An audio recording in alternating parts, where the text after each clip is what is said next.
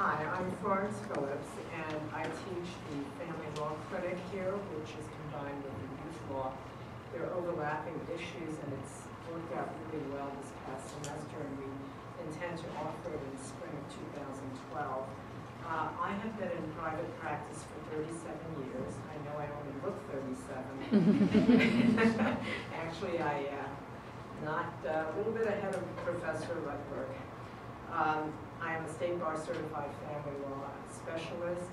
Aside from my practice and my teaching here, I also serve as an expert in the field of either prosecuting or defending malpractice cases against family law attorneys. And early in my career, I was a public defender in Los Angeles. Do you remember the Manson murder? Most of you are probably too young, but that was my first case. Charles Manson, can you believe it? And his cohorts. I was also a member of the Civil Rights Department in the Housing and Urban Development Department. And a professional ballet dancer. My other life. In Washington, D.C., when the Fair Housing Act was first implemented under Nixon. Most of you remember him, I hope. But it was probably before you were born.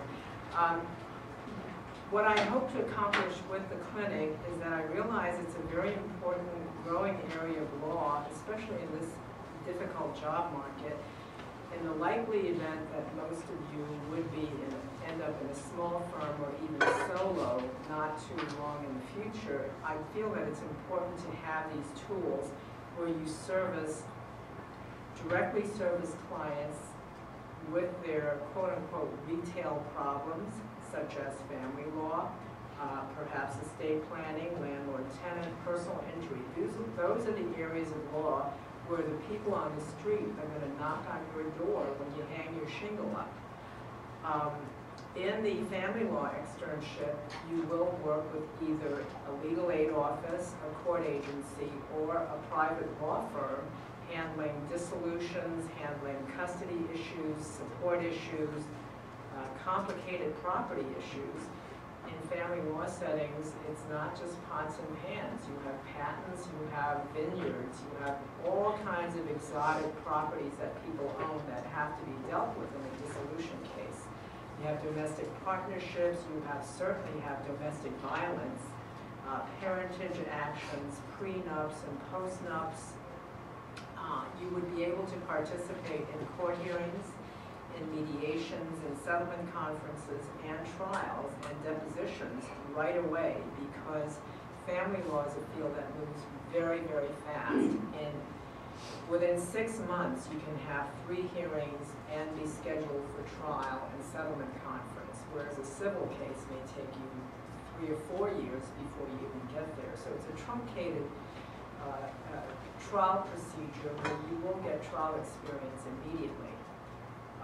There is also a tremendous need for attorneys in family law. Up to 70% of litigants in family court are pro-pers. It depends on the county, of course. In San Francisco, it's not as high. But if you go out to Solano and Contra Costa, there are so many unrepresented people that need your help.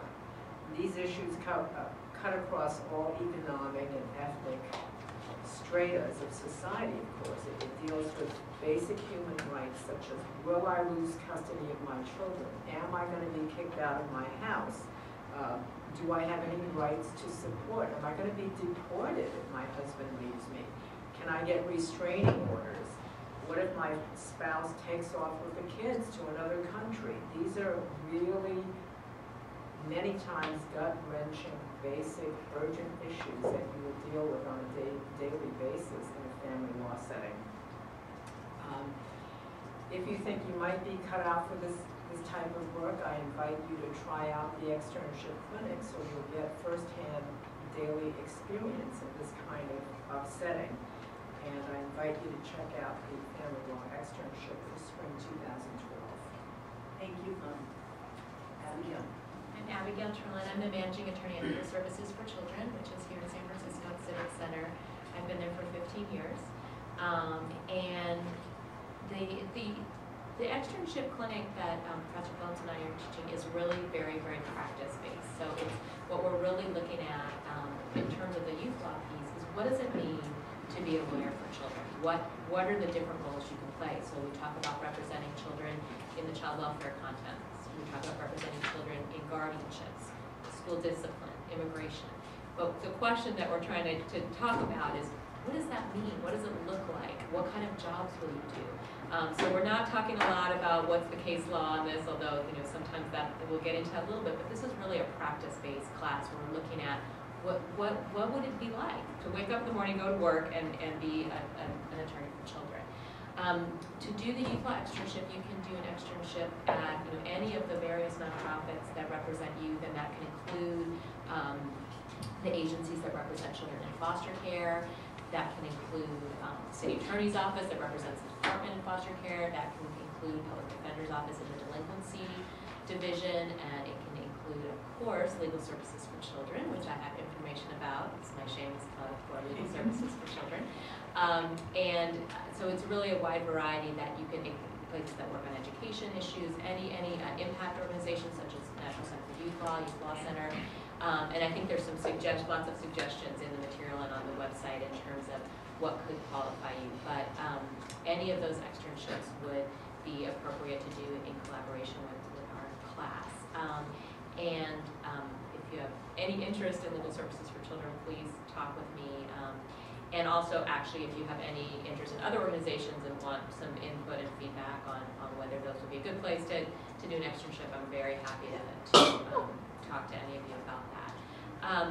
And one thing just to mention is that Golden Gate adopted just last year a youth law specialty and family law certificate. So what you can graduate with a family law certificate or youth law certificate, depending on the number of courses you've taken and externships, and etc. And Legal Services for Children actually has our own child advocacy certificate that we give to our interns who have done a certain number of other, in addition to our office, other externships and other related coursework.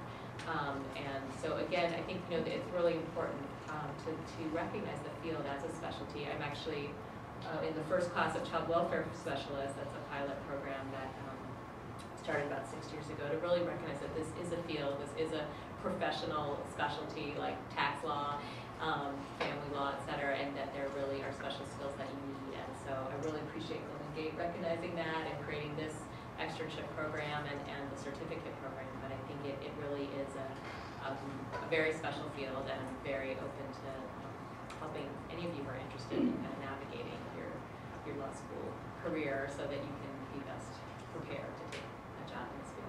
And we're very fortunate to have these two. If any of you are interested in this field, these are two wonderful mentors. And part of your law school navigation is to figure out, who am I going to be like?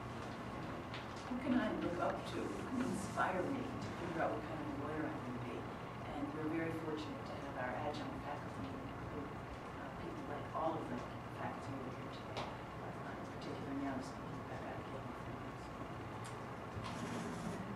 My name is Lisa Heck. I'm actually I'm a student in the Family Law Youth Law Clinic right now. I'm working at Self-Help Services in Alameda. I worked there over the summer just as an intern, and then I decided I wanted to continue in the fall as an extern. And taking the class while I'm working is just a whole new experience from doing it over the summer. I learned something in class, something very practical, and I turn around and use it the next day, which doesn't happen very often that you literally use something the next morning. So It's harder in contract. yeah, but it's very interesting. You're in class on Wednesday night, and then Thursday morning someone walks in and says, I want to get a divorce, but I've only lived in this state for a month. And it's like, well, you can't do that. And I can tell you what you can do, and you can explain these things to people, and it's very hands-on and just fascinating work to do. Very sort of practical, basic learning of family law from the bottom up. And I'm having a wonderful time, which is why I wanted to stay on there for the fall, and learning a lot. And I'm learning a lot from the class. I'm having a wonderful time. So I really enjoy it, and I recommend it to anyone, self-help especially, but the class is definitely teaching me some very practical, useful, immediately usable information. Thank you very much. Hi, my name is Orion. I'm an attorney with the law firm of Environmental Advocates here in San Francisco, and I teach the Externship Clinic in Environmental Law here. And I just want to start out by congratulating you for being here today. I think that the externship program in general offers an incredibly valuable resource for all of you, and I really encourage you to take Professor Rutberg's kind of encouragement seriously, that you really maximize the opportunity. I'll tell you a little bit about kind of the benefits overall of externing and what the environmental law clinic looks like, and then I'll tell you a little bit about the class component that I teach on a weekly basis. So the externship in environmental law places students at various nonprofit or law firms dealing with environmental law around the Bay Area. We've had students placed at household name organizations, the Sierra Club, the Natural Resources Defense Council, Earth Justice, the Center for Biological Diversity. I mean, the large national organizations who do large-scale campaigns around issues of major national and international importance. And we've also placed students in a variety of other organizations of a more local and regional character, like the Center for Race, Poverty, and the Environment, which does amazing work.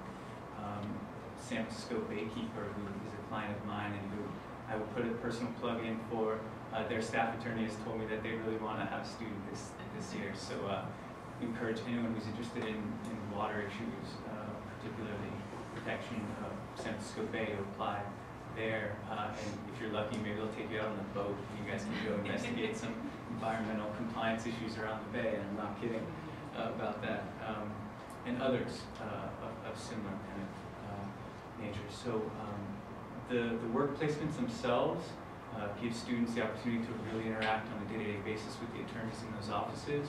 The types of tasks involved would be kind of what you would expect. I mean, anything from conducting a research project to kind of to identify issues of law and analyze them for how they might be applied in a given case, to attending hearings, client meetings, or depositions and issues like that, to doing interviews and conducting discovery and factual investigation to kind of tease out whether there's an environmental compliance issue in a case that the clinic is working on or that the organization is working on. Those type, in my experience, I mean, having been through school and now been in practice, the types of lessons you learn in those experiences are just what you need when you are actually in practice. I mean, the reason that Golden Gate and schools like this have externship programs is because it fills a really important need. Law school classes, the in-class component teaches you how to think and analyze legal problems and gives you those foundational skills, but they don't teach you what to do when you actually become a lawyer. And that's what the externship program does, and it draws on a history that predates law school of apprentice-based learning. That's how people used to become lawyers, before there were law schools.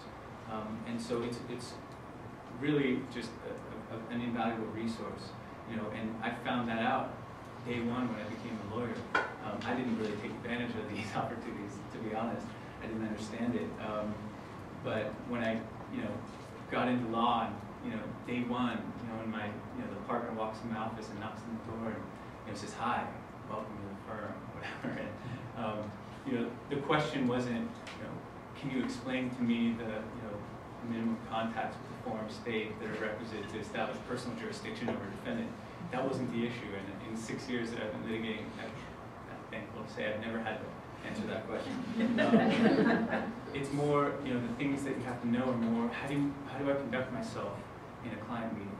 How do I interact with my supervising attorneys to try to, clarify the assignments I'm getting from them, so that, when they're harried and they're busy and they don't even necessarily haven't really thought through the assignment, I can ask the right questions to understand what exactly they're trying to get me to do for that.